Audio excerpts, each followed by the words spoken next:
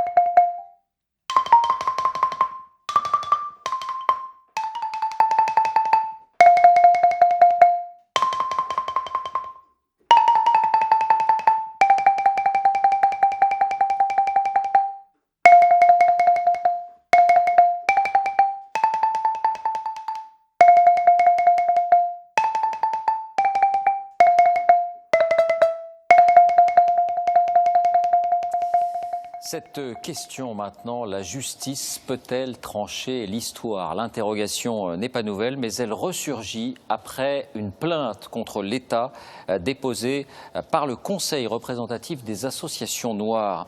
Elle concerne un immense chantier des années 20, la construction d'une ligne de chemin de fer traversant le Congo, la fameuse ligne Congo-Océan. Il y aurait eu recours au travail forcé. Alors peut-on juger presque 100 ans après les faits, ou bien y a-t-il un risque d'anachronisme? Jérôme Bonny, Jean-Jacques Le Garec. C'est une grande œuvre coloniale française qui vient d'aboutir. La jonction Brazzaville-Pointe-Noire du Congo-Océan est réalisée... Un chantier gigantesque, sans précédent au Congo, avec 100 000 ouvriers congolais ou amenés d'autres colonies françaises pour la construction d'une voie ferrée de 610 km reliant Brazzaville à l'océan. Mais ce qu'oublient les actualités Gaumont en 1934, c'est que cette grande œuvre coloniale a sa part d'ombre. Tous les ouvriers du chantier sont des travailleurs forcés. Les 13 années de construction de la ligne ont coûté la vie à 17 000 d'entre eux. C'est pour sortir cette hécatombe de l'oubli qu'une association vient d'assigner devant le tribunal de grande instance de Paris la Société de construction des Batignolles, maître d'œuvre, mais aussi l'État français, pour crimes contre l'humanité.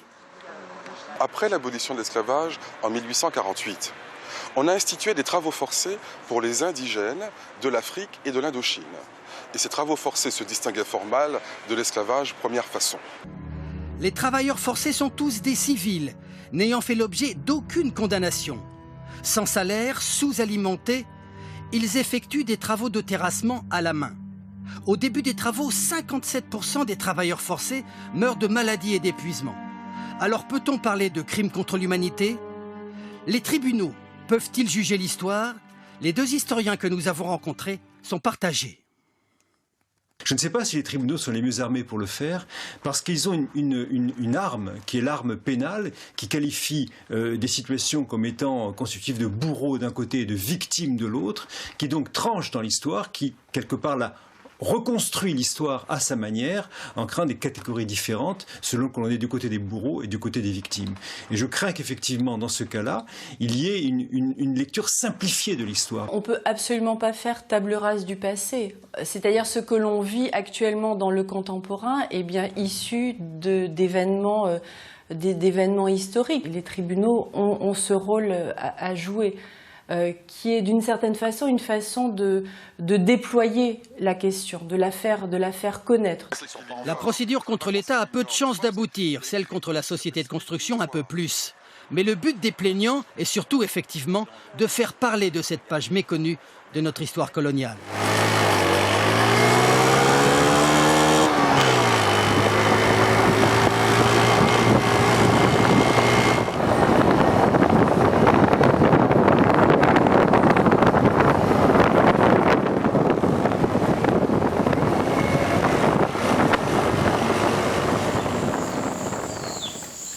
Wanaua machine mafioti merituka Brazzaville te Mindudi te Ntola Tunkumba Pasamini Nsongo yeni nataka te Kulavuvu niko kwapa kuberi sarilaka mwatuna kuberi sukurilayo Kulavuvu Moi machine Beriokana yo. Donc il y a un chemin de fer. Un chemin de fer. Il y a tout cas comme volanati. Continuer. Continuer. Yo quand tu vas faire. Mais donc on dit moi quand tu veux le joka bon on dit le joka le quoi ba be riche bande. Tati joki. Ikata tiba kubakiri mpe. Ufoba kuvutula. Piniseri bako. Oui. Mbacha piniseri. Kungu ilumbu 15 beri saka kati kwenda kusala 15 injila mashini. Injila 15 byafwana bakuyamba kandi bavutu kubaka mpe vutuka kukisala. Nous disons bien que le travail est forcé. Vous pouvez être en bonne santé, certes, mais si vous travaillez d'une façon continue, quelquefois à jeun, mais on s'épuise facilement. Vous travaillez forcément. Vous allez voir enfin le travail qu'il faisait à la main. Préparer le tracé du chemin de fer. Les gens travaillent forcément. Ils ne mangent pas bien. Ils tombent malades. Ils ne sont pas traités correctement. Eh bien, ils meurent. Et vous mourrez, ça c'est... Nous n'étions pas considérés. Encore qu'on l'appelait nègre. Les nègres n'étaient pas considérés. Ils meurent, bon.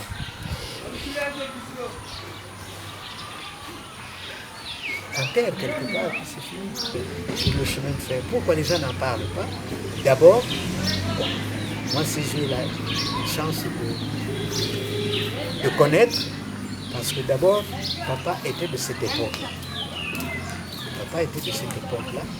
Donc, je n'avais que 10 ans quand il est mort. Certes, mais à 10 ans, on a quand même... on garde quand même cette chose. À 10 ans.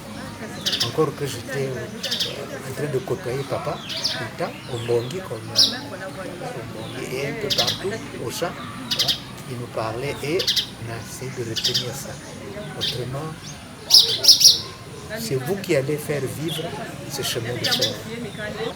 Vous aurez quelques éléments parce que vous êtes condamné à regarder là où passer ce chemin de fer. Il faut qu'on aille là-bas sur le terrain. D'abord, parce que bon, quand on a avant ce chemin de fer, il n'y avait pas de village. Mais quand le village s'est construit, eh bien, aujourd'hui, à la place, sur le tracé du chemin de fer, c'est des maisons qui sont là. Mais moi qui connais, quand on ira sur place, je vous dirai, regardez un peu là. Donc depuis la gare, il y avait un chef de gare là. Et dans Muzumba, les gens creusaient ça avec les mains. Donc on se dit, dans les années 80, on était c'était pas vrai, bébé nous montre chaque année parce que nous étions petits là. Parce que moi j'ai grandi chez ma grand-mère et grand-père. Donc c'est là où il y avait des rails maintenant. Quelque part là il y avait un contre-rail. Coupe d'abord, attends. Attends.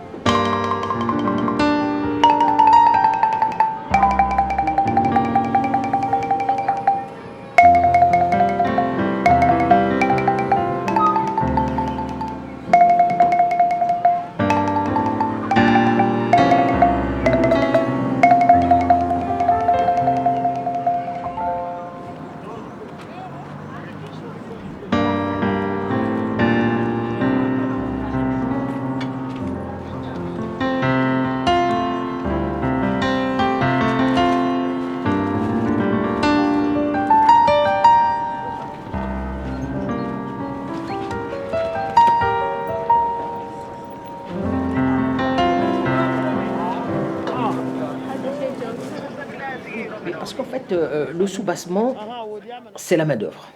Hein. L'esclavage, la vraie justification, elle est la recherche d'une main-d'œuvre abondante et pas chère, voire gratuite. Et lorsque l'esclavage est aboli, le colonialisme est la suite logique dans ce cadre.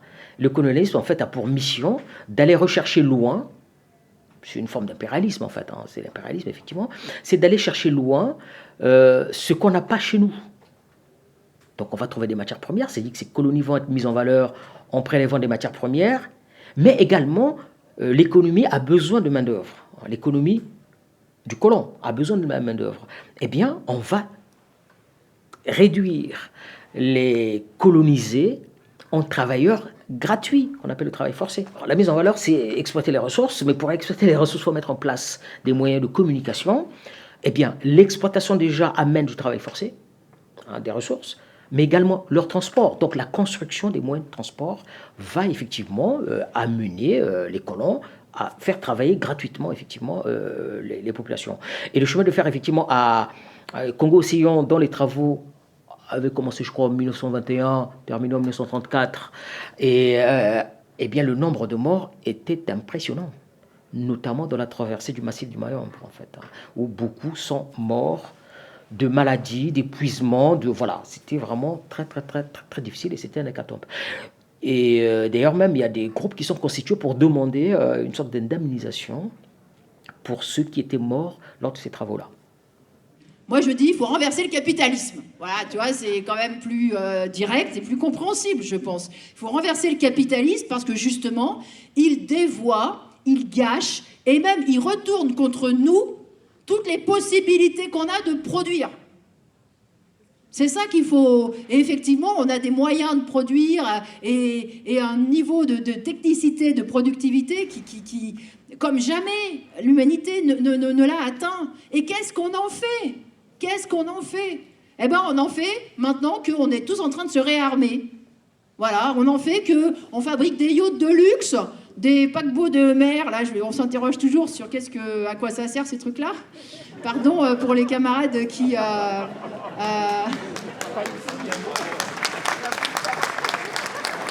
Non, mais je suis sûre que justement, si on demandait non pas à McKinsey, mais aux ouvriers des chantiers navals, de dire ce qu'ils aimeraient produire et ce qu'ils pourraient produire avec leurs compétences, on n'aurait pas le même résultat.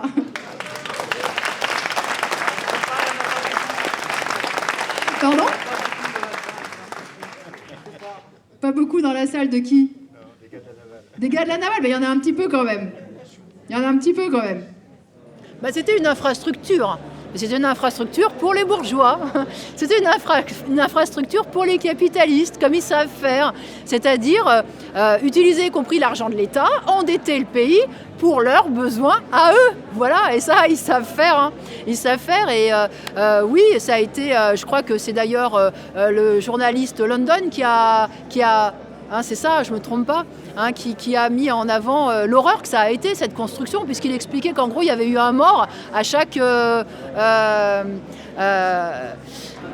traverse du chemin de fer. Donc en effet, bah oui, ça c'est... Mais c'est comme ça que, à la fois, bah oui, ils pillent aussi, que les puissances coloniales et les puissances impérialistes continuent de piller les pays pauvres aujourd'hui. Bah, t'as pas goûté, c'est moi qui l'ai mangé. C'est celui que tu m'as offert.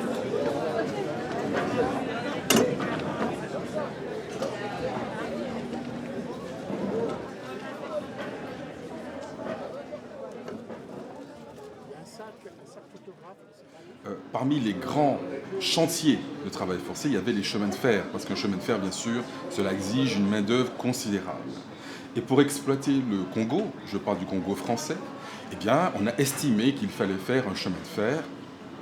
Eh bien, ça a été une boucherie.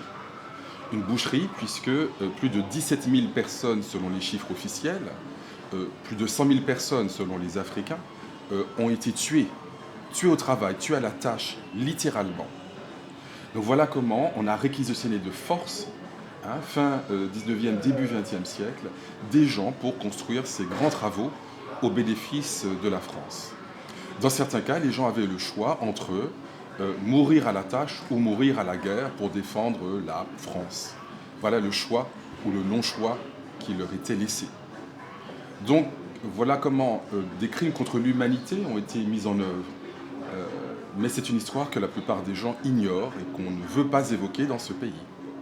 Il y a eu 2 époques coloniales, comme vous le savez. Une première tournée vers le soi-disant Nouveau Monde et une deuxième plutôt tournée vers l'Afrique et l'Asie. Cette plainte, nous l'avons déposée contre l'État et SPI Batignolles, puisque c'est cette entreprise qui déjà à l'époque avait été chargée d'une mission civilisatrice, c'est le mot de l'époque, c'est-à-dire d'une mission de crime contre l'humanité et de profits exorbitants.